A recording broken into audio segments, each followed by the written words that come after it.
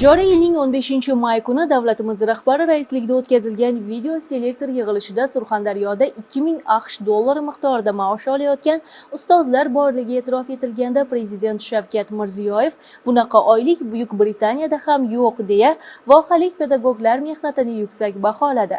Viloyatdagi ana shunday jonkuyar yaratilgan imkoniyatlardan oqilona foydalanayotgan ustozlar tajribasini ommalashtirish maqsadida matbuot anjumani o'tkazildi.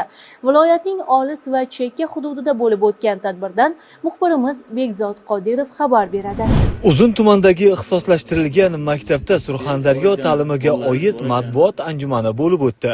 Unda viloyat maktabgacha va maktab ta'limi boshqarmasi boshlig'i, shuningdek, oylik maoshi 10 million va 20 million so'mdan oshgan ilg'or ustozlar ishtirok etdi. Bugungi kunda Surxondaryoda 700 nafarga yaqin pedagog 10 million so'mdan ortiq maosh olyapti. 20 nafardan ziyod fidoyi ustoz esa oyiga 20 million so'mdan yuqori daromadga ega. Bu nafaqat moddiy rag'bat, balki bilim va fidoyilik uchun berilayotgan munosib bahodir. Matbuot anjumanida aynan ana shunday ustozlar so'zga chiqib, o'z tajribalari, muvaffaqiyat sari bosib o'tgan yo'llari haqida hikoya qilishdi. $1000 atrofida oylik olaman-da. Men ko'ryapmanki, misol uchun mendan ham ko'proq bir 20 millionga yaqin, 20 milliondan ham oshiq maosh oladigan o'qituvchilarni ko'rdim-da, o'zimga endi maqsad qildim-da men. Bu natijaga chiqish kerak, albatta. Haligi harakat qilgan odam albatta uddasidan chiqadi. Avvallari o'sha endi ta'limni boshlagan chog'larimiz esimga tushib ketadi. Oyligimiz juda kam edi, 300 ming atrofida edi. Endi hozir yuqori maosh oladigan o'qituvchilar ko'rsa ham, mana yoshlar o'rtasida, o'sha o'quvchilar o'rtasida men o'qituvchi bo'laman.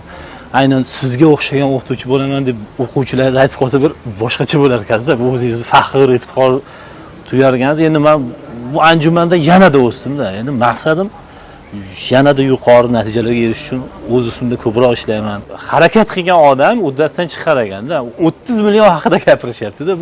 Bu deyarli bolaga Koreyada borib ishlaydigan odam bilan barobarda. Bu o'zingizning uyingizdasiz. Borasiz, ish qilasiz, dehqonchiligingizni qilasiz, boshqa qo'shimcha daromadlar bilan shug'ullanasiz. Bundan ortiq yana nima imkoniyat kerak? Men o'zimga havas qilaman-da. O'qituvchi ekanligimdan faxrlanaman. Jurnalistlar, bloger va ta'lim sohasidagi faol insonlar boshqarma boshlig'iga o'z savollarini berishdi. Husniddin Mamadiyev har bir savolga hayotiy misollar, aniq raqamlar va istiqbolli rejalar bilan javob berdi. Hurmatli prezidentimiz tomonidan ta'lim sohasiga qaratilgan selektor yig'ilishida aynan yuqori maosh oluvchi o'qituvchilar alohida ta'kidlandi. Shu nuqtai nazardan biz aynan ushbu yo'nalishda bugungi kunda Surxondaryoda olib borilayotgan ishlarni aynan yuqori maosh olayotgan o'qituvchilar bilan birgalikda o'tkazishni lozim deb topdik, o'tkazdik. Bu jarayon eng avvalo va asosiy muhim yordam beradigan jihati boshqa o'qituvchilarimizga ham aynan yuqori maosh olish uchun motivatsiya bo'lishi. Bu bilan o'sha Surxondaryoda oxirgi yillarda hurmatli prezidentimiz tomonidan olib borilayotgan ta'lim islohotini natijalari ijobiylashganligini ham aynan imtiyozlardan foydalanish tartibi bilan ko'rsatib bera oldik. Anjuman samimiy ruhda, ochiq muloqot shaklida o'tdi va ko'plab ishtirokchilar uchun ilhom manbaiga aylandi.